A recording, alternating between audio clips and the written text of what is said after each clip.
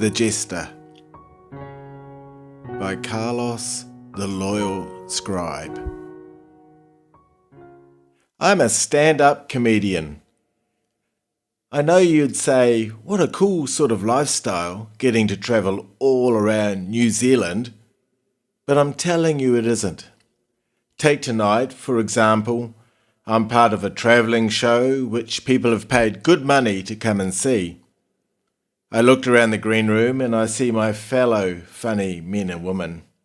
One of my colleagues, a skinny guy named Willie P, who does takeoffs off the late great Billy T. James, he always comes up to me to see if I will give him approval for his latest bit. It is like I'm his father confessor or something. Hey, what do you think of this one? He says, grinning. And I look at him with an over-exaggerated, long-suffering look to which he seems oblivious. And my ambivalence doesn't throw him off. Yeah, what is it this time, Willie? I say as I angle my body away from him. So, one Māori chief says to another, "Hey, how many Pākehās should I invite for dinner tonight?" And the other Māori chief says, "Depends how many you can fit into your hangi pit." Then he slaps me on the back, wanders away, looking for someone else to torture with his lame-ass jokes. Now I know you're reading this and thinking I'm cynical, and I guess that to a certain extent you'd be right. I've been on the circuit now for the last 8 years, and I'm stale. I mean to say, hands up if you've never been stale in your job. Lately it has been a struggle to come up with new material. I've got the standard repertoire. You know, those jokes that make people laugh.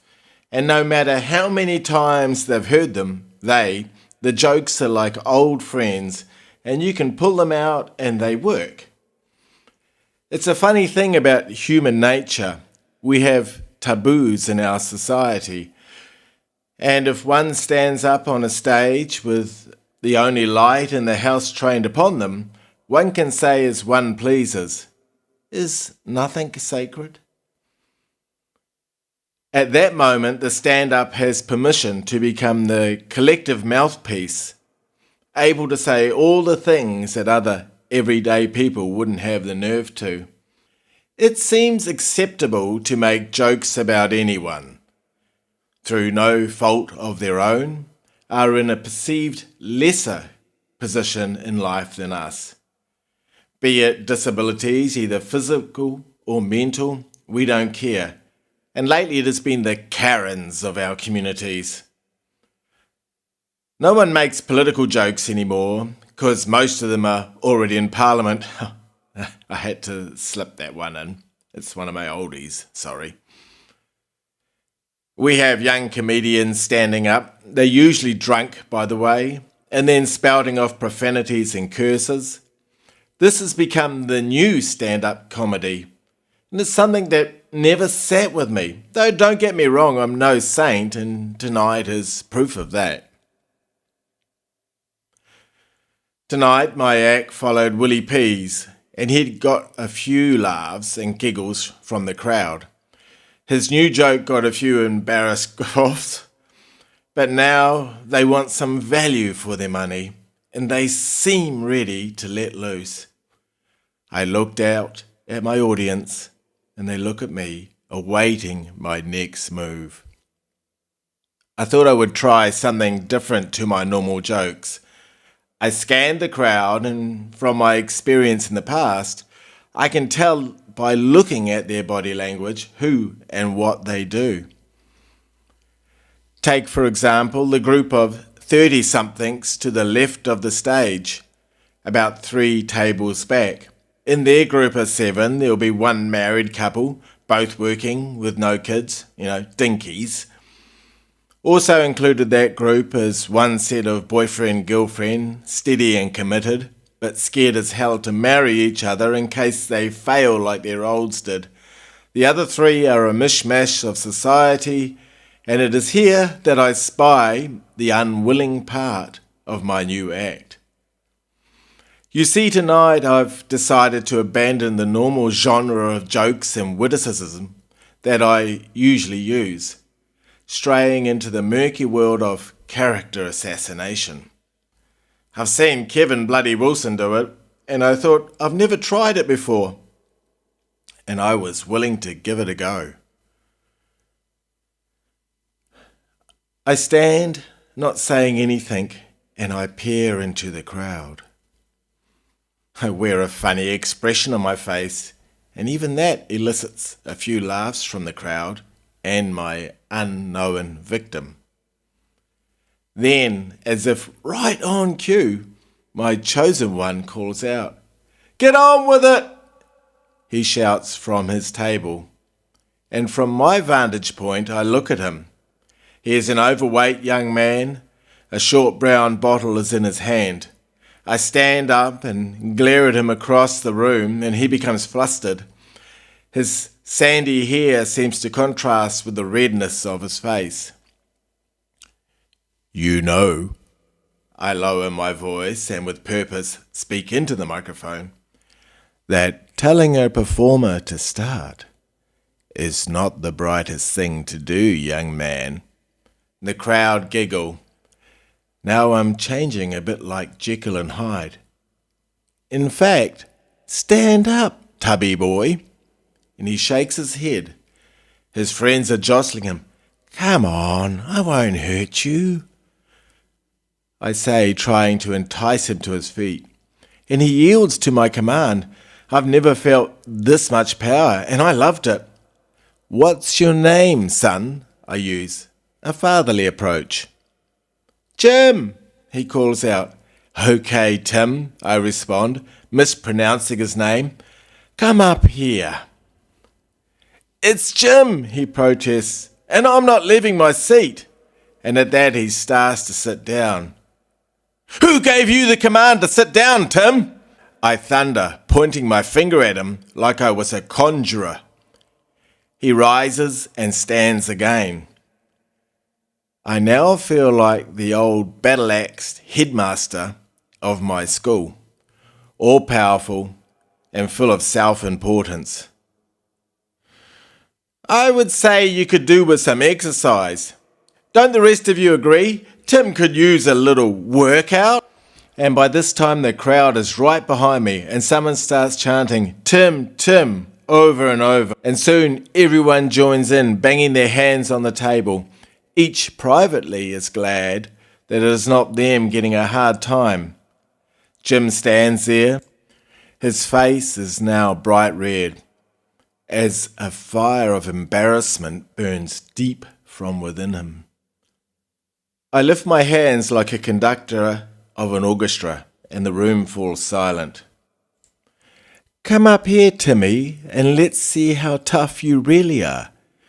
And after some encouragement from his friends, he comes onto the stage. He is far braver than I am. I wouldn't have subjected myself to this. Finally he arrives. I hold out my hand, and as he stretches out his hand, but without warning I withdraw my extended palm and run my fingers through my hair.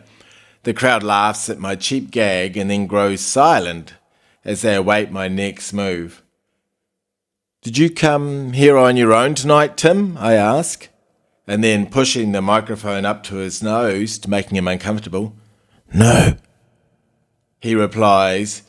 Then, shocked at hearing his voice and breath reverberate around the hall, "I came with my friends." He's vulnerable and I have him. "And how much did you have to pay them to come with you tonight?" "Nothing," he states and shifts from one foot to another.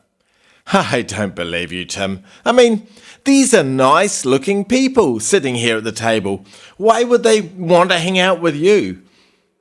And he looks at them for help, but his friends are laughing along with everyone else. "Well, I'll tell you something, Tim. Tonight is your lucky night. I'm going to become your personal trainer." I lean forward and gaze into the crowd. "Don't you think Tim could use a little exercise?" Yes, they scream, all eager to see what punishment I'll mete out. Right, Tim, when was the last time you went on a date? He hesitates and then says, last year. Did you get lucky, Tim? No, he says, and then wishes he'd said nothing. Well, I'm glad you didn't, I say sincerely, because it's illegal to have relations with dogs. And by now the crowd is right behind me, and they roar with laughter. I should have stopped and let him return to his seat, but I couldn't. I was on a roll. Okay, Timmy, after I've finished with you, I'll guarantee that you'll be able to get a date. But at first you're going to have to shape up a little. Now, when was the last time you saw, let alone touched, your toes? He shrugs his shoulders. Not sure, he replied. Well, I continued, I'm not surprised. And taking a step back, and to buy a little bit of time, I placed my hand on my chin and stroked my goatee thoughtfully. Memories of my school days came flooding back. I guess you could say I was one of those people that have got better looking as they've got older.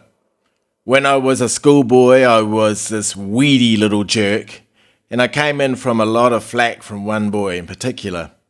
He made it his task to make every day of mine a living hell. All taunts and humiliations came from deep within me and poured out onto Jim. I saw something in his eyes that reminded me of myself, and how I despised it.